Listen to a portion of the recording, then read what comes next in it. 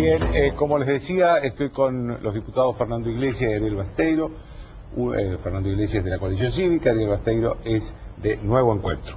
Y lo primero que le quería preguntar a ustedes es cómo ven este proceso en el cual hay tantos decretos de necesidad de urgencia que no se tratan en el Congreso. Creo que no se trató ninguno hasta ahora.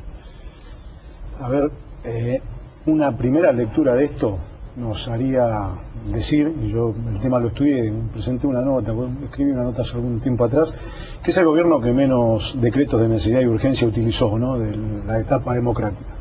Con lo cual no son tantos los decretos, y es cierto que si hay una parálisis parlamentaria muchas veces para poder tratar o poner en discusión decretos que en la mayoría de los casos tienen una justificación de ser, de tener que hacerlos a través de un DNU, porque hay que tomar resoluciones que el Parlamento, por su parálisis, provocado principalmente por la oposición, que es la que tiene la mayoría y la que tiene los mecanismos como para poder llevar adelante sesiones, si se quisiesen o tuviesen la capacidad de poder convocarlas, se podrían estar tratando. Tarde o temprano ese decreto de necesidad de urgencia va a tener que pasar por el Parlamento y va a tener que ser aprobado o rechazado. Si es rechazado, se volverá atrás con la medida específica. Si es aprobado, obviamente empieza a tener mayor fuerza de ley. Fernando. Los DNU, yo como diputado opositor, lo siento como una tomadura de pelo. En primer lugar, es cierto que el número ha disminuido, pero cuando se han tomado decisiones de transferir hasta 18.000 millones de dólares en un solo decreto de necesidad de urgencia, la calidad evitó la cantidad. Lo segundo, con respecto a la mayoría opositora, me extraña del diputado que no forma parte del Frente para la Victoria, pero vota siempre con las leyes del Frente para la Victoria, que no sepa que los Menem en la Argentina no están solamente en la Cámara de Senadores. El oficialismo aparentemente no tiene la mayoría. Cuando uno hace las cuentas después, sobran los Menem en la Cámara de Diputados que subieron como oposición y votan del otro lado. Y digo que es una tomadura de pelo porque nosotros, por ejemplo, este miércoles hay un acuerdo con el oficialismo contrario al famoso poner palos en la rueda para ir a una sesión por mes donde se traten los temas consensuados. Eso es algo que se consensuó para que no hubiera parálisis legislativa en el periodo electoral, entonces se pone una agenda, el oficialismo propone unos temas, la oposición propone otros temas, se trata de no poner temas irritantes, se saca lo demás y se avanza en lo que hay acuerdo. Ahora, ¿cómo lo puedo tomar yo, que voy a eso, que voto eso, cuando después en las cosas que el oficialismo no logró poner en la agenda, viene la presidenta y saca un decreto de necesidad de urgencia? Es una tomadura de pelo, y no una tomadura de pelo personal a mí como Fernando Iglesias, es una tomadura de pelo a todos los argentinos que nos votaron a nosotros como diputados. En un principio, aclararle que hay mayor cantidad de diputados que entraron por el Frente por la Victoria y hoy están en sectores o en bloques de la oposición. Los que hubo ese cambio negativo que plantea Fernando Iglesias se dio sumando voluntades en el Grupo A, que fue el que dijo que tenía la mayoría a principio del periodo legislativo del año 2009, con lo cual la mayoría está en la oposición y no tienen capacidad para poder administrar ese número, con lo cual por eso también no tenemos posibilidades de tratar muchas veces temas que son necesarios.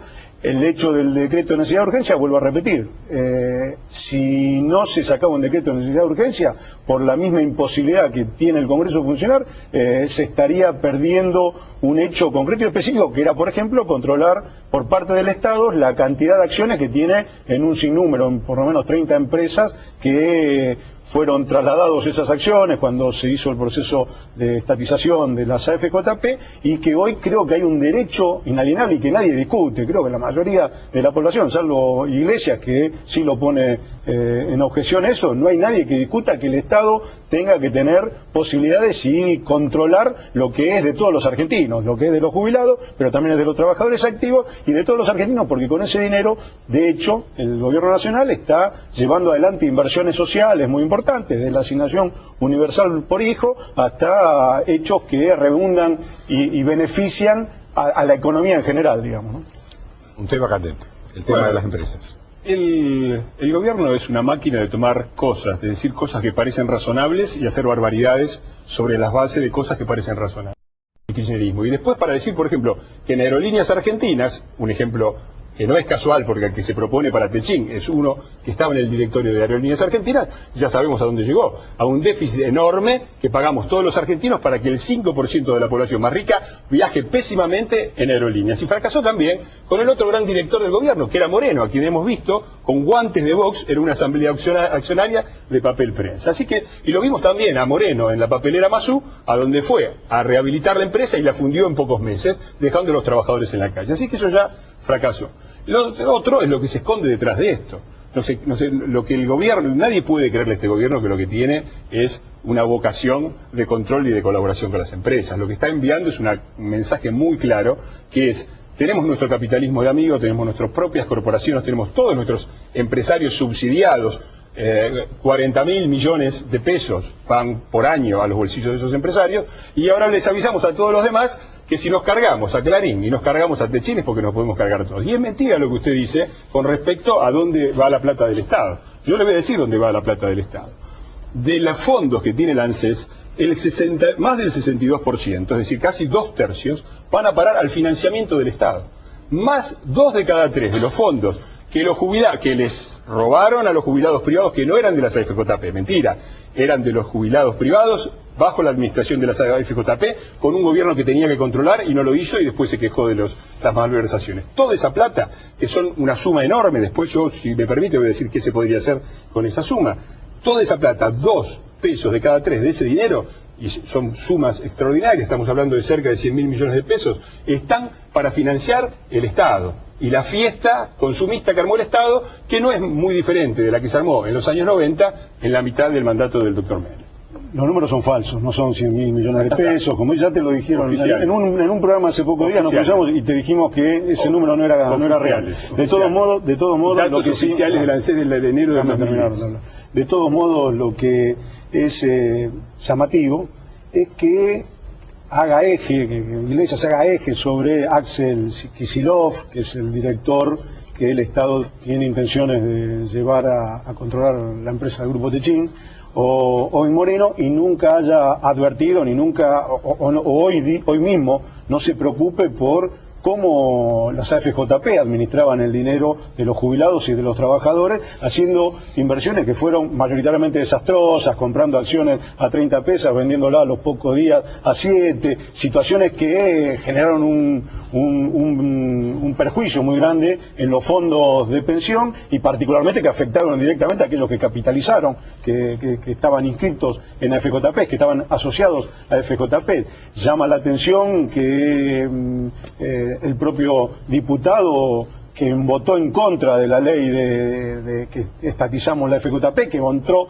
en contra de la movilidad jubilatoria, que es la posibilidad que los jubilados tienen hoy por hoy de recibir aumentos 3 veces por año, como lo tienen, que falta, que obviamente pretendemos, y yo también estoy de acuerdo en desear que se llegue al 82% para los jubilados. Es una visión que tenemos muchos, o todos, incluso funcionarios del gobierno, aquellos que acompañamos muchas de las medidas del gobierno, pero lo concreto y lo específico, que si en este país en algún momento se va a poder pagar el 82%, lo va a poder hacer este gobierno. No es con la política que pueda implementar la coalición cívica, de enfriar la economía o de asociarse con aquellos que nos llevaron a la bancarrota, poder lograr ese objetivo que todos queremos, que los jubilados cobren lo que tienen que cobrar. Y el otro tema, por último, me parece muy concreto y específico, que a partir de esta situación los números de la macroeconomía en este país son óptimos, más allá de lo que plantea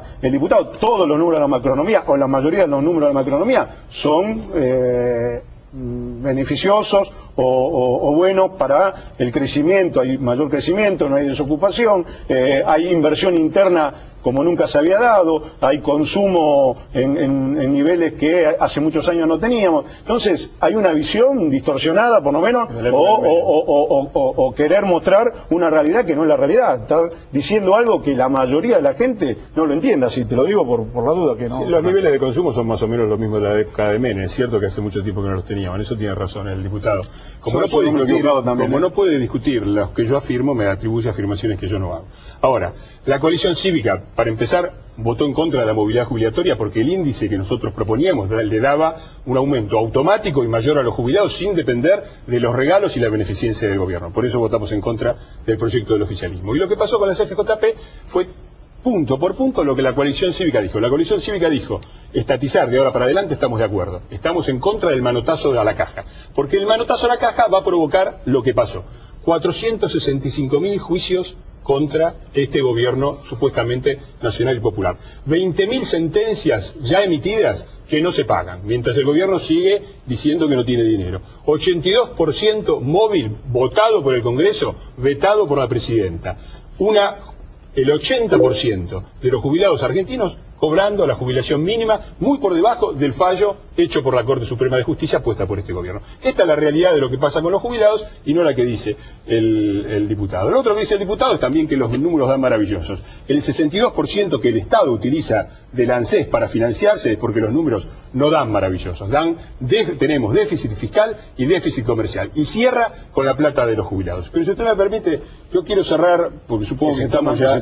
Que se toman como préstamo y que se devuelven con tasas de intereses. No lo podés plantear como que se la llevan y no... pero... Hable usted solo, Basteiro, porque es la única forma de que tenga razón.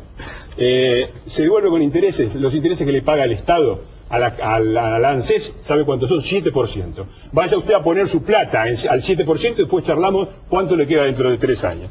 Y yo lo que quiero tocar es el aspecto político, porque me parece que es un punto central para comprender qué es este gobierno y qué es lo que se juega en octubre. Ahora, si yo le pregunto a cualquier observador más o menos razonable de la situación económica argentina, y le pregunto cuál es la empresa industrial más avanzada del país y más exitosa, Techin, enemiga del gobierno. ¿Cuál es el sector productivo de la Argentina más avanzado, más exitoso, internacionalmente más competitivo? El campo, el sector agropecuario, enemigo del gobierno.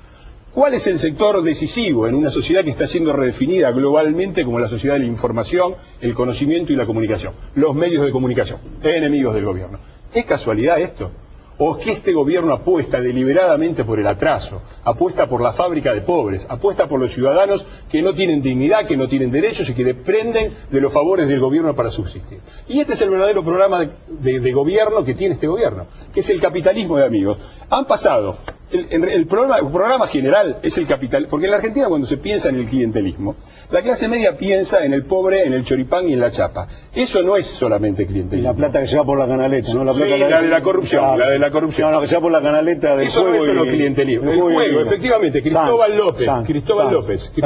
Sí, la plata de la asignación universal se va por el juego. Eso, discútalo con Sanz, discútalo conmigo las cosas que yo digo. Estás diciendo lo mismo. No estoy diciendo lo mismo. Yo lo que yo digo es que este gobierno es un gobierno que quiere tener a todos los argentinos arrodillados ante él. A los pobres con los subsidios y los planes asistenciales y con trabajos indignos. Tenemos todavía 30% de pobres y casi el 40% de los argentinos trabajando en negro. A la clase media con el festival de consumo que ya lo hemos visto con la dictadura, la plata dulce, y lo hemos visto también con Menem. ¿Qué significa para los argentinos? Ofrendar la dignidad a cambio de cambiar ayer la licuadora y hoy cambiar el LCD.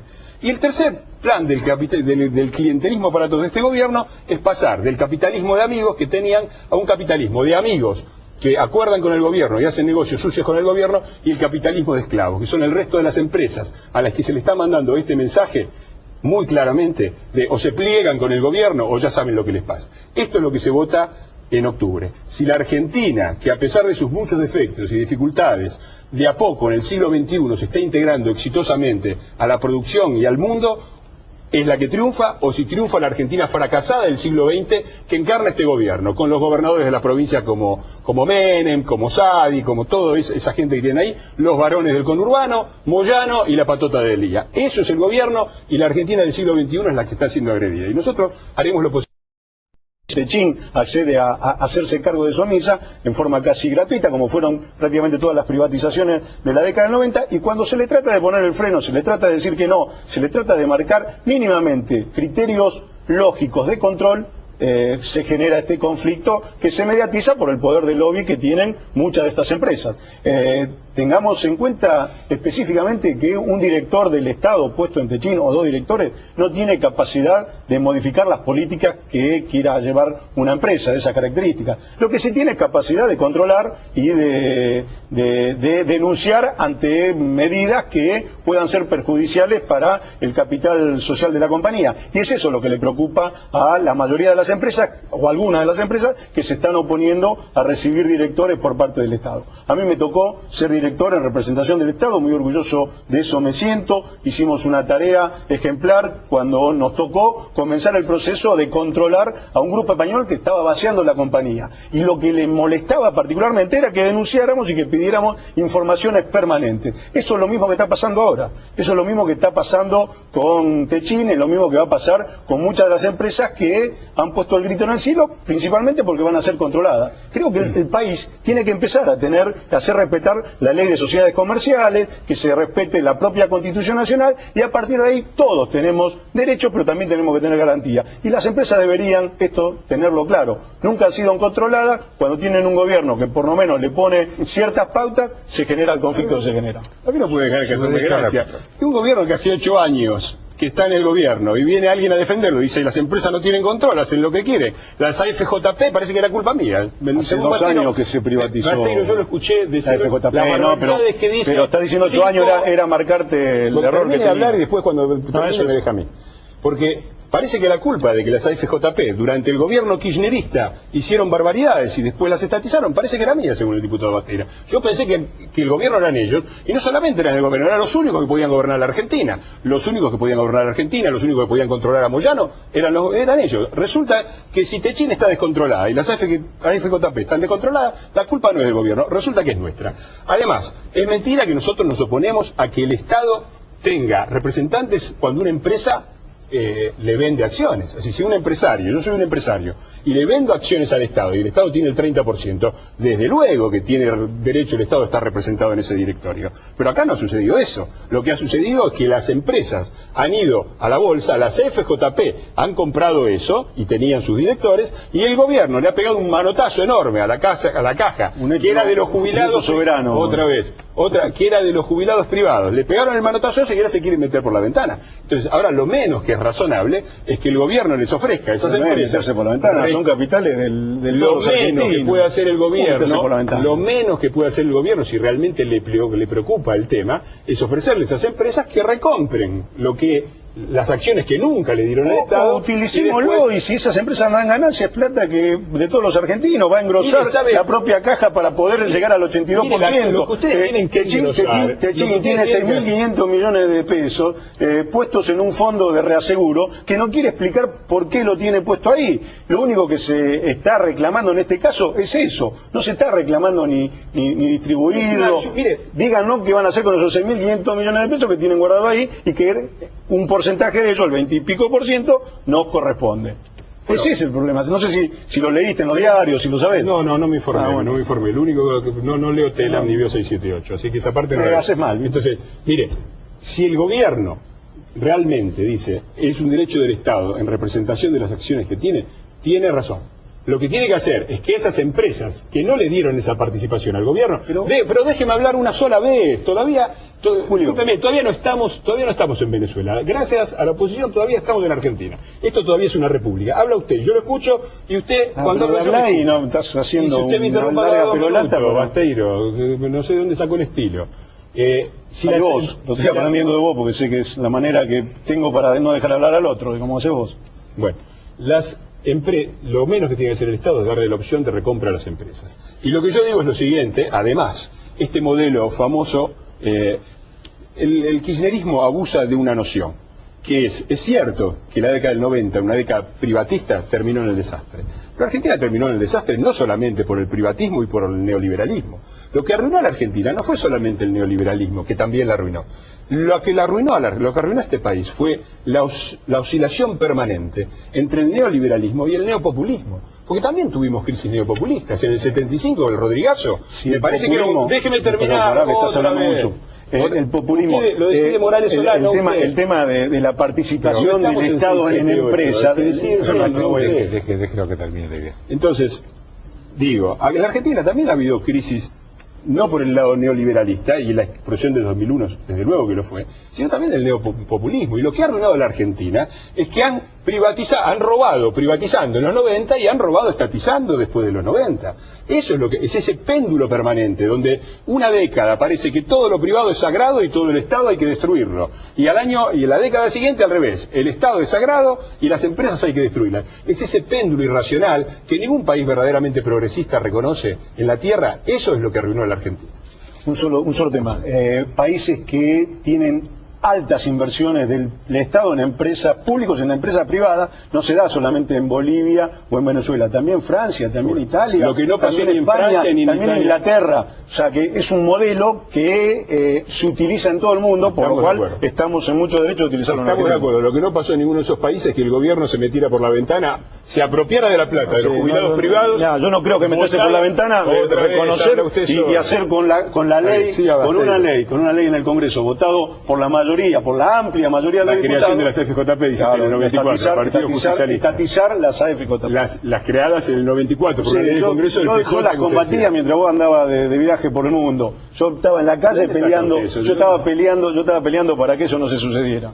No, vos no sé dónde estabas. Bueno, van a preguntarle a Zanini, que fue el promotor, y vaya a leerse los discursos. El informante de la creación de las AFJP Zanini es el secretario general de este gobierno, infórmese. Secretario general de este gobierno.